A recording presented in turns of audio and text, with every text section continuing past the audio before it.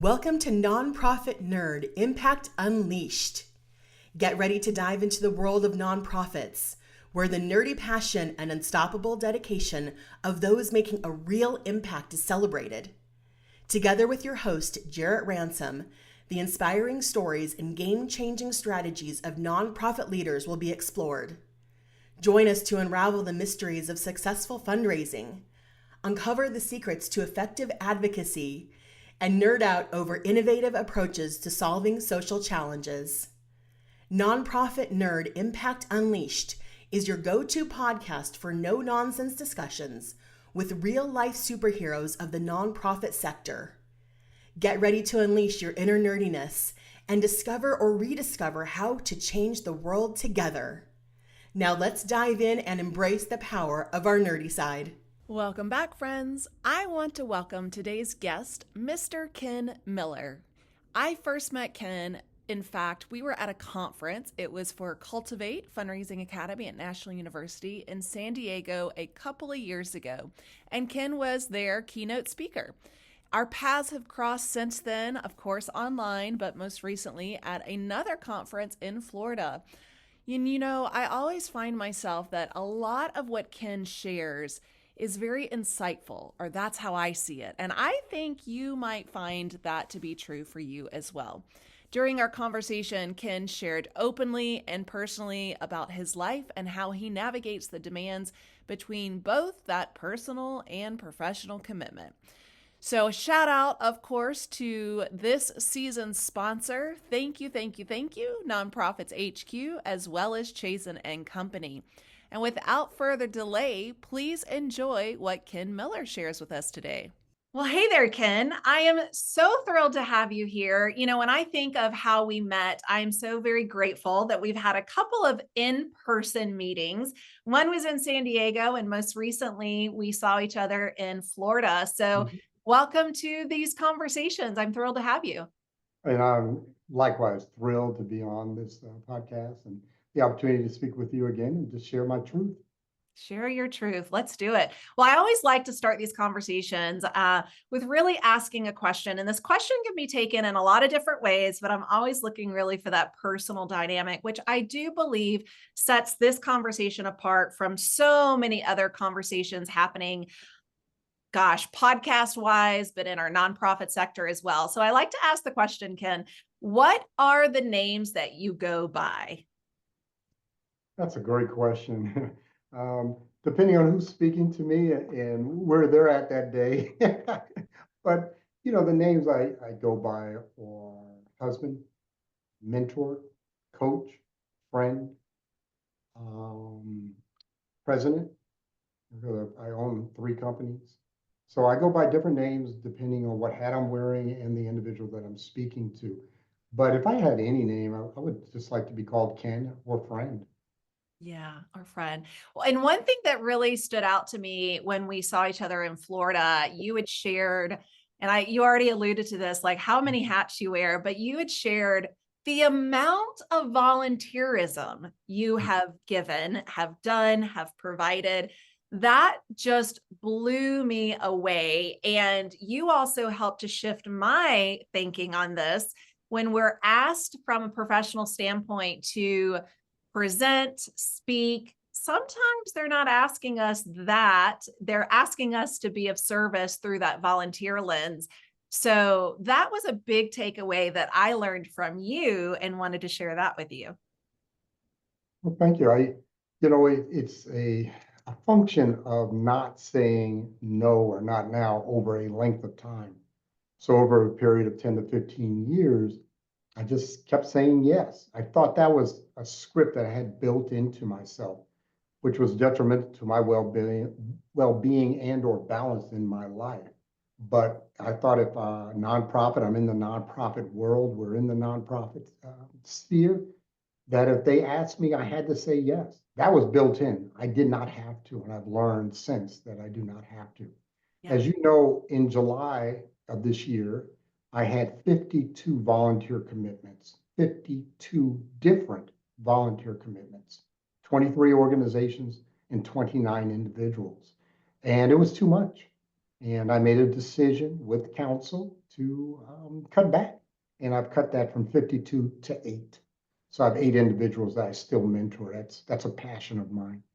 Wow, that is phenomenal. And I appreciate your, I'm going to say, the data that you have to back up this Mhm. decision. I fell into that too, Ken. Autopilot, right? How can I be of service? How can I do more for my community and for others? And that gets our hats really stacked pretty darn high. So I'm going to ask you, right? Like, how many hats do you wear? What are those hats? What do they look like? What roles do they include? I was thinking about that. And, I probably wear 4 hats, 4 major hats. The number one hat is, I would say, a child of God. That's my number one hat. And that's the way I carry myself. And that's how I relate to the world as a child of God. I'm a spiritual, I'm a religious person. And so that's my number one hat.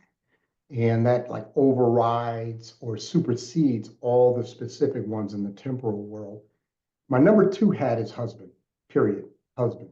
I'm a husband to my wife, and therefore I have to make decisions based on that. And also in my relationships with my wife, it's special. And therefore, I will wear that hat. Number 3 hat is I run 3 businesses. And so I'm a business owner, I'm an entrepreneur, I'm the president of 3 companies. I'm also a mentor, the hat I wear, and I still mentor 8 men. I went down from 28 to 8, but I have 8 men that I regularly, explicitly mentor. I'm also a coach. So I coach, whether it's through the business, but that's a term or a hat I wear is called coach. And then I'm an author. And so I write books, and I wear that hat. I try to do that irregularly, but I wear that hat also. Yeah, that is amazing. And thanks for sharing, because I do find in our sector, and probably in the majority of sectors, we're all doing so very much. We always talk about these hats that we wear, Mhm. which begs the question, how do you handle it all? And really, coming from that place of there's a lot of personal commitments. You've got faith, spiritual commitments, you've got Mhm. personal commitments, professional commitments. So what does that look like for you, Ken? And especially for all of the listeners, I love hearing from so many different, and I use this term affectionately, nonprofit nerds that are Mhm. really coming in this space. How are you finding your tools and your resources to handle all of the things? Well, it's tactical and it's strategic. Strategic, we'll start with that because that's the overall or overarching. Overarching, my favorite word, probably other than God, is order. I love order. And so I'm very ordered and I'm very organized. It's the only way I could do what I do and Mhm. successfully do what I do, because you can unsuccessfully do it. So I'm ordered. Yeah. So, and I'm an early riser. So I was in the office at 6 a.m. this morning, and I'll be here till about 4, maybe 5 at the latest. And what I do is I'm a list person. I am a spreadsheet person. I am a dashboard person. I am a checklist manifesto aficionado. So I work through all those because I'm very much tactical and action oriented. And then I compartmentalize, my work. Again, I have certain time that I do X, and there's certain times that I'll do other things. And I'm, again, very ordered. Outlook is my probably my greatest friend. And then I'm very ordered in my email. I'm an empty email box person. There's 2 Okay. different ways to do email, and I'm very much an empty email person. So my inbox, I look at my email irregularly, but regularly, but irregularly. I don't have a specific time, and then I make a decision, literally in 2 seconds, which is respond later or delete. That's it. Or I call follow up is my later. And so I have an empty email inbox almost at all times. And then the other thing is I have virtual assistant. So my virtual assistant is and that's something new that's phenomenal. And then I use AI. I'm very much invested in AI. Yes, absolutely. I love this. Remind me again. So respond, follow up, delete. Were those the three for your email? That's it. Okay. That's all three. How did you get to that point? Were you just like, as soon as you took on email, whenever email came into our world, I forget when that was, but like, was it like, this is automatic, this is what I'm going to do? Or was this a process to get up to those three options? Automatic. Automatic. Day one. Wow. And it's, again, it's a style of thinking. I'm a very discreet, analytical person. Okay. And because I'm discreet, everything is quote unquote a task that's not in the, let's say, spiritual realm. Okay. And therefore, an email is a task. And what I've learned to do is, number one, is make quick decisions. And you can, Think and Grow Rich has a whole chapter on decisions. And what they state in there is to make decisions quickly. And I'm a big one on that. So I make the decision, but it may be follow-up, but I have very few in follow-up. It's usually respond right at that moment, because all it has to do is with time. And the times are really three times. Present, I'm going to respond. Future, I'm going to put in follow-up. Past, I'm deleting. Because I've looked at the information, nothing I'm going to deal with. It's past. Bye. And then we move on. And therefore, what it does, it literally, again, it gives me order, because I know my inbox. I may have 6 follow-ups, per day, or 10 follow-ups. And it'll take me a little longer to do those. This is another trick that I've learned.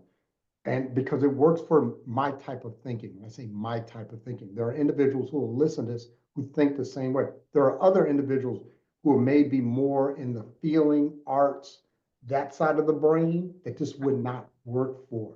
But one of the things that I do is, when I make my list, I look at the list and I say, which are the items that take the least amount of time? And I do those first. Not the most important. I do the items that will be done the quickest, because what I've realized over time, and I've been in business for 40 years, is that each item, whether it takes me 1 minute or it takes me 2 hours to do, is connected to a person. And that person doesn't know that they're just a 5-minute job, or that they're a 3-hour job. All they know is, I'm waiting to hear back, or waiting for the response or the accomplishment of the task. And what it also does is, I have 10 items.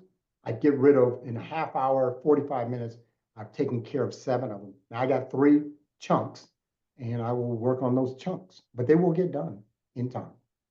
And so that's fascinating.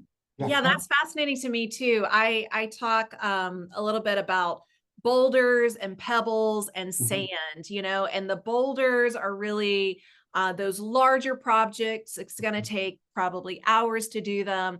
And it's fascinating. I keep using this word, but it's like, to hear what you do, to know what I do, to hear what other people do. Some people will say, just like you did, Ken, like, I'm going to take the ones that I know I can check off pretty quickly. I've got lists as well, right? And I don't know, for me,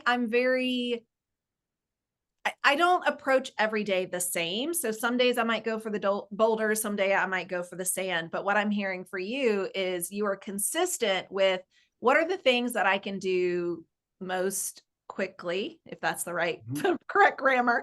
And then, and then moving to the next ones. I love to hear that, because you're right. Some listeners will resonate with that and say, absolutely. I was also trained where it's like, touch your email or touch your projects as few times as you possibly can to build in efficiency. And it sounds like that's also part of your process. Yes. So when we talk about the boulders or the larger projects, what I do is, I look at that larger project, and then I allocate that time, usually in Outlook. Okay. We're talking about a 2-hour, 4-hour, 8-hour chunk. And I do not take any type of interruptions. I'm focused. Just, right? yep. Just on that. It's in my calendar. And I'm not going to look at my email. My phone is off. Literally, it's off. And I just focus on, and I get it done. I'm about checking the box.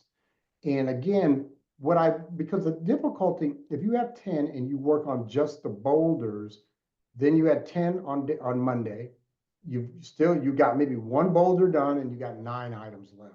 The next day you pick up another 10, Now you have 19 and you deal with another 1 or 2 boulders. Now you're down to 17 and it builds up. And those individuals that are connected with the smaller, and I'm not saying that I'm right and you're wrong or whoever is listening. All I'm saying, this works for me. I am very efficient, but I'm only efficient to be effective. That's real important that you understand the difference between those words, efficiency and effective. My goal is to be effective. This is one of the tools I use, is to be efficient with my time and resources. Great. Yeah. And thank you for that. For me, when I get to adding another 10 boulders or 20 boulders, right? And that list keeps going on. I'm on the brink of burnout. I'm on the brink of overwhelm. I need some self-care. I need some relaxation, which takes us to this question, Ken. What are some of the things that you go to replenish yourself, to take care of yourself, to relax? What are those things that work for you? I read nonfiction, big Okay. nonfiction reader.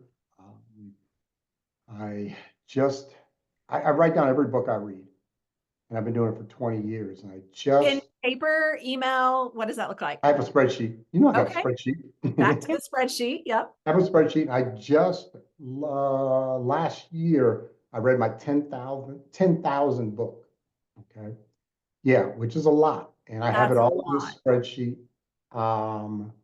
And what I attempt to do is I enjoy that. Okay, the way you understand. I'll do music. I love music. I love music. I love music. Again, talking about in the soul. I also love, I can't say love, I watch TV. So I'm doing Top Boy, which is a show out of England, which is, I can believe, is awesome. And then what I do for fun, if I just want to zone out, I watch Korean zombie movies. That's my love. I just love, I've watched probably 15, 20 of them. And there's a whole subgenre of Korean zombie movies. And they're all made in Korea. Yeah. And the Great Kingdom. I could just go down the line. There's a whole bunch of them. But That's new to me. I'm going to have to check these out. Where do you find them? Netflix, Netflix. Amazon Prime. Yeah, Okay. just look up. There's one called Kingdom, which was phenomenal. Probably Okay. the best rated one. But I Train to Busan. I mean, I could just go down the line. There's just so many of them. Oh, okay. I'm adding this to my list because I love, again, affectionately talking to other nonprofit nerds. Like, what are those things that you go to? What are the things that, fill up your cup? And it's everything, right? From going to national parks to now Korean zombie movies. And my other one, if for the real relaxation, and I'll tell you a little secret here that very few people know. Yeah. I did my first out of office ever in my life 2 weeks ago. Went to Hawaii and did an out of office. I've never done an out of office. Never Right. turned off the phone and never turned off my email. Mm. Or just said, hey, I'm going out of town. I'm going on vacation. But I did. We went to the Big Island. For those that can see the view that you see in the background is Ecuador. That's a house we built on the beach in Ecuador, on the equator in South America. And that's our new go away place. And then, of course, we do a lot of Hawaii and the Caribbean. My wife loves beaches. She loves beaches. And Very so nice. that's what we really do. And I'm trying to learn to do it even better. Yeah, I hear you. Well, congrats on that out of office. And yes, to what Ken just said, if you're listening to this, check out the YouTube. You can see this beautiful Ecuador. Gosh, it's a sunset, I'm thinking. Yep. Yeah. And it's just, the ocean. beautiful ocean behind you. So it sounds like these movies, the reading, that's also part of your fun, right? Is that kind of classified as both? And then you just shared about a vacation. So I love hearing that as well. What are some other things that you do, Ken, to manage your overall well-being? What are some of the tools and resources that support you? Number one would be prayer. Number two would be counsel. So I have 3 mentors. I have 3 mentors. Right. I mentor 8 men. I've set up groups of Black men mentoring Black men. Okay. So I have like 4 generations. It's called Pass It On. you came to my Facebook page, you would see my mentors. And they have mentors now, or mentees, excuse me. So I mentor. I'm in the recovery rooms. So the initials that we know and love, I'm in those rooms. I just celebrated 20 years clean and sober. So thank you, in September 23rd. So that has always grounds me. Church, prayer, meditation. Those are the things that allow me to have well-being. Let me say this to you, Jarrett, and for those who are listening. I have a beautiful life. I have a beautiful life. And I'm very, very grateful of the life I have because my life wasn't beautiful for many years. Just a real quick version. I was homeless for 20 years. Homeless on the streets as a street addict and alcoholic. I've also been to prison 3 times. I'm a 3-time convicted felon, spent years behind bars. I am very, very grateful for what you see behind me, my beautiful wife, my friends, my sponsees, mentees, and those that care and love me. And in return, I love them. That is beautiful. Thank you, Ken, because I've known bits and pieces of your story, not the full extent to what you just shared. And thank you, because I know that hearing it from you so openly, vulnerably, you have lived experiences that, you know, others will resonate with, others cannot fathom perhaps, but hearing this and to see your life, to see how you show up day in and day out for God, for yourself, for others.